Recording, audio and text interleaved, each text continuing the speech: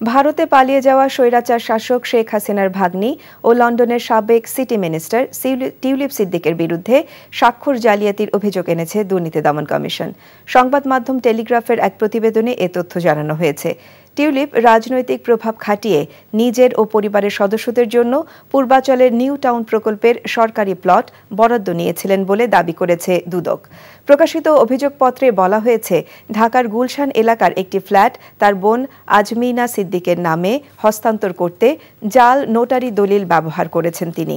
যুক্তরাজ্যের অর্থ মন্ত্রণালয়ের দায়িত্বে থাকা টিউলিপ দুর্নীতির অভিযোগে চলতি বছরের জানুয়ারিতে পদত্যাগ করতে বাধ্য হন। এই ঈদে জামা জুতো অ্যাক্সেসরিজের ডিসকাউন্ট।